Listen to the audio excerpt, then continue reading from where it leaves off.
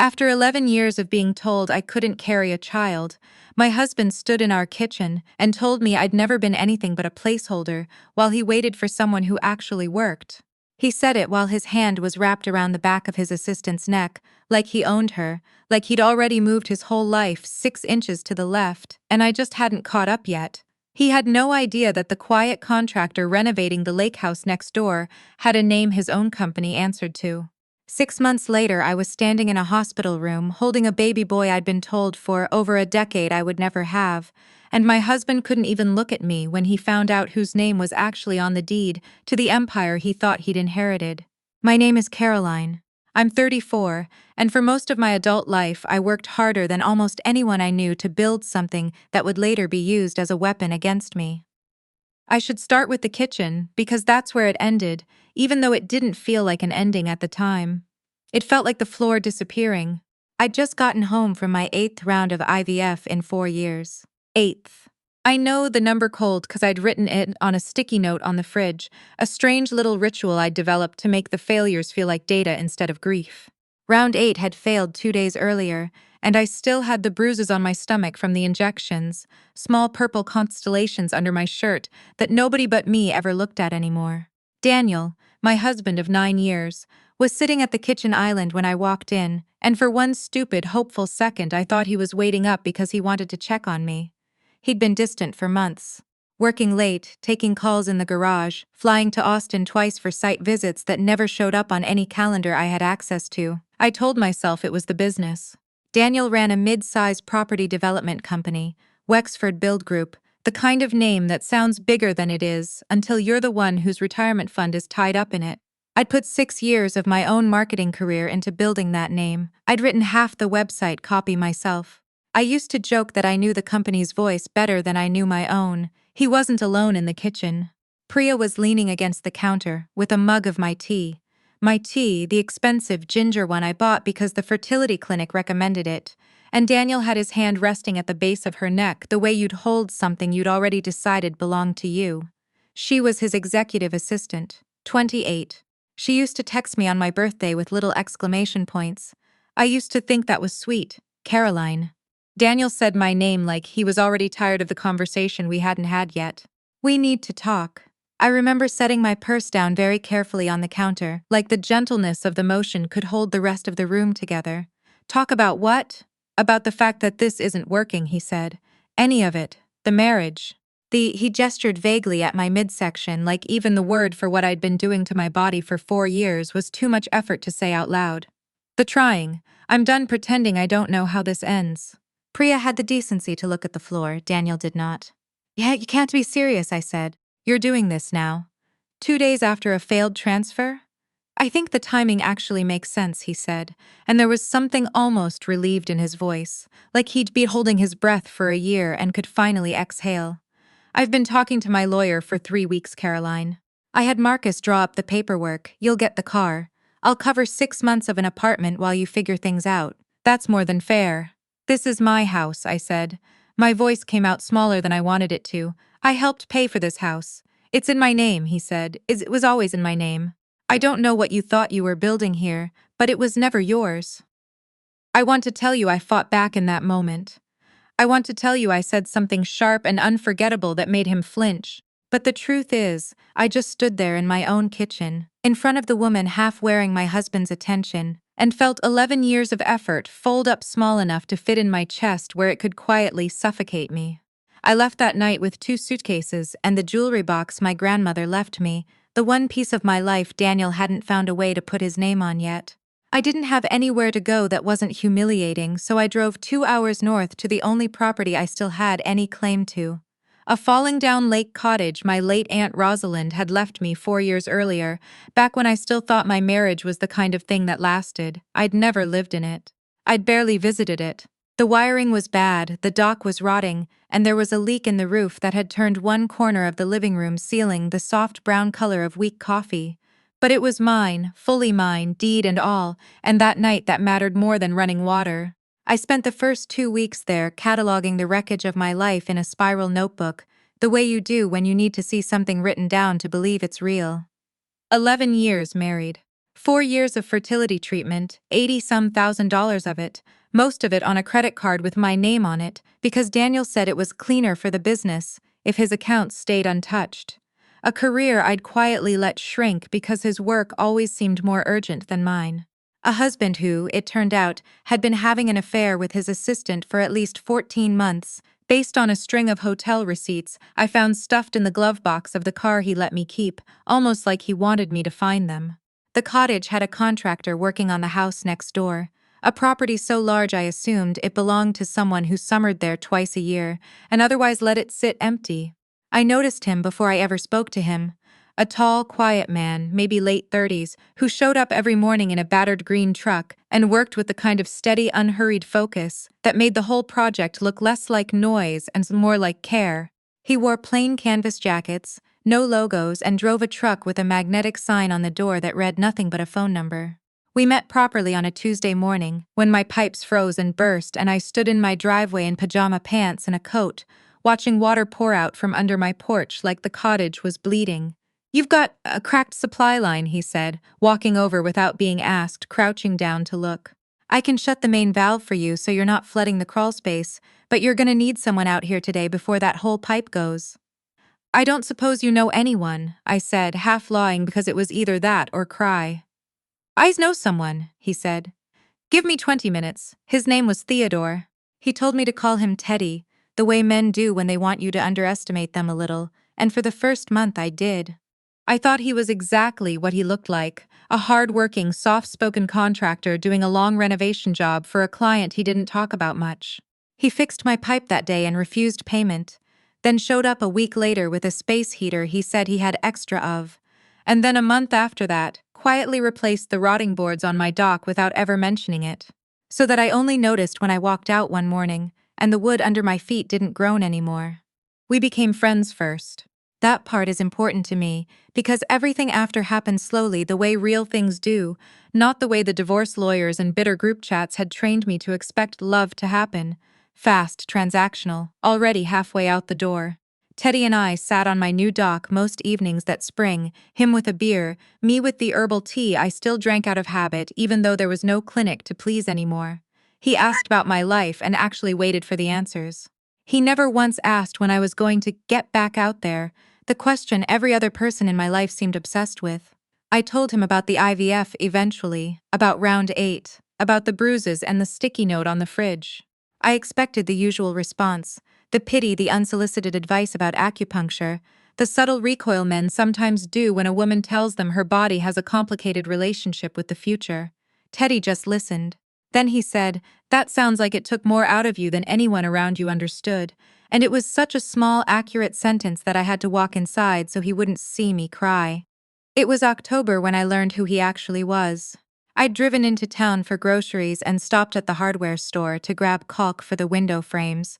Teddy had told me needed sealing before winter. The man behind the counter recognized my last name from a check I'd written and asked, conversationally, if I was out at the old Ashworth place working with Halden Group, the company doing the lake house renovation next door. I said I didn't know the company's name, that I just knew the contractor, Teddy. The man behind the counter laughed like I'd told a joke.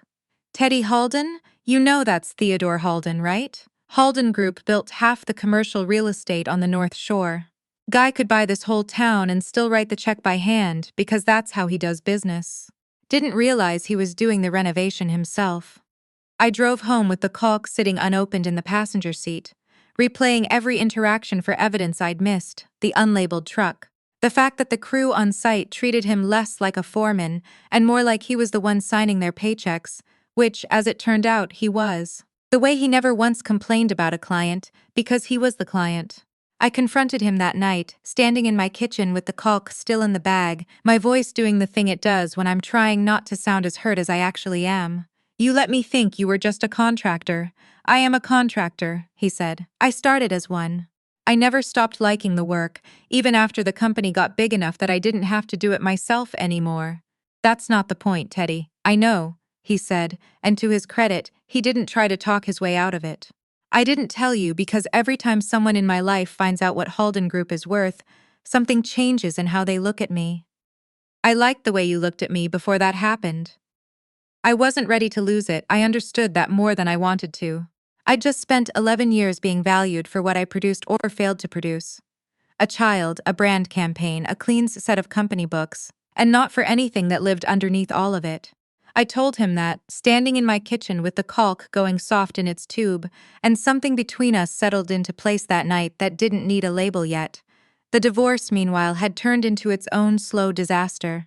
Daniel's lawyer was aggressive in a way that told me he was scared of something, though I didn't understand what yet. He pushed hard for a quick settlement, offered me a number that was almost insultingly small given 11 years and a six-figure fertility bill mostly in my name, and when I didn't take it immediately, the tone shifted. My health insurance was canceled 3 weeks early, before the separation agreement technically allowed it. A car loan I didn't know existed showed up on a credit report Daniel had apparently opened in a joint account years earlier and never told me about, $14,000 of debt with my name attached to it.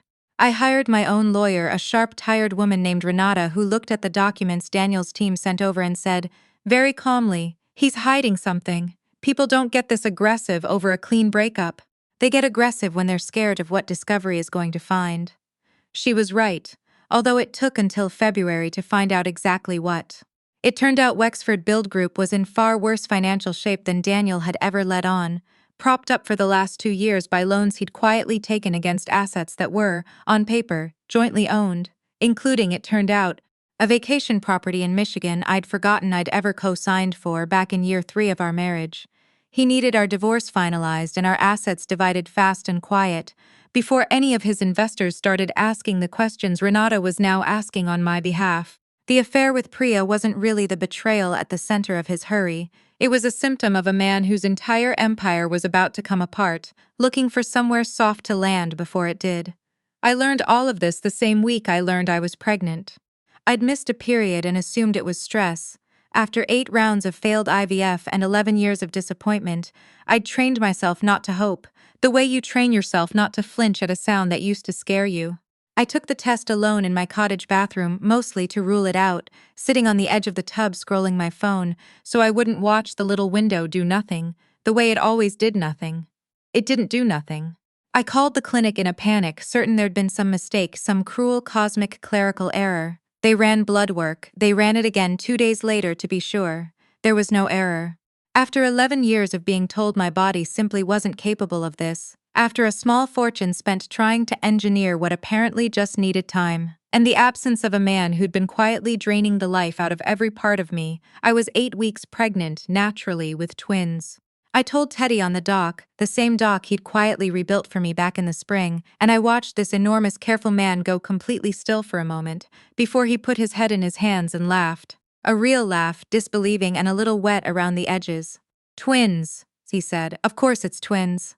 You don't do anything halfway, do you?" He didn't propose that night. He waited until March, until the settlement was final, and the dust from Daniel's collapsing finances had mostly settled, until I was 4 months along and finally starting to believe the babies were real and not some elaborate trick my body was playing on me. He asked me on that same dock, no audience, no production, just a small velvet box he'd clearly been carrying around in his jacket for weeks, looking nervous in a way I'd never seen the most composed man in 3 counties look. I said yes before he finished the sentence.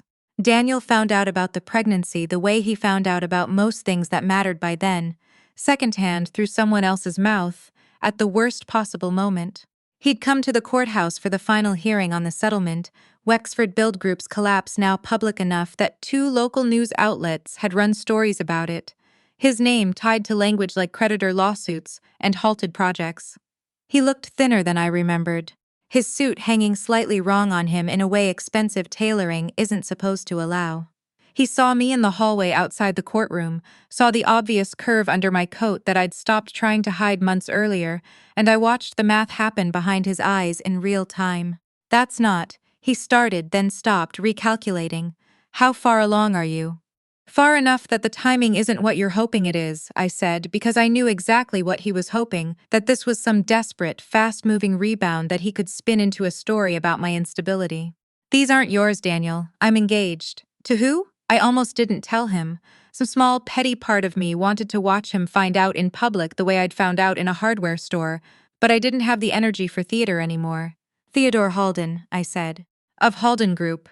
I watched his face actually drain of color, the way it does in movies and almost never does in real life, except that I was standing close enough to see it happen for real.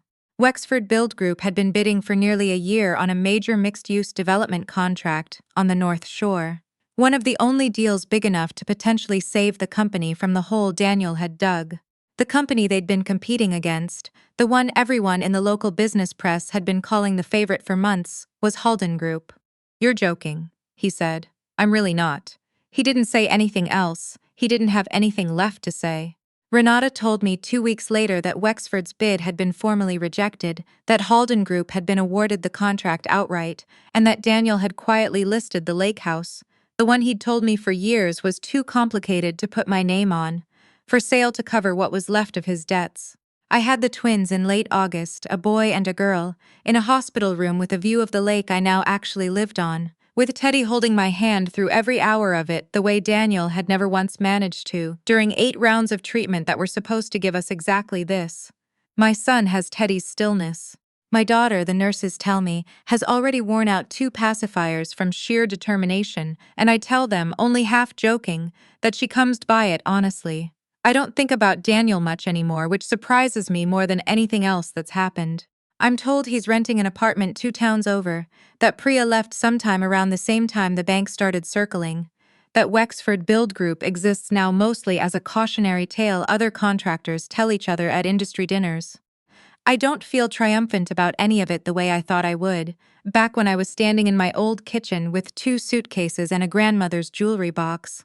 Mostly I just feel like a woman who spent 11 years trying to prove she was enough, who finally stopped trying and found out, almost by accident, that she always had been. Some mornings I stand on that dock with my son on my hip and my daughter strapped to Teddy's chest, watching the water go gold at sunrise, and I think about the version of me who sat on the edge of a bathtub 4 years ago, alone watching a test do nothing. I wish I could tell her it was going to be twins. I wish I could tell her the man who'd finally hold her hand through it was already living right next door, fixing pipes and saying nothing, waiting for her to be ready to see him.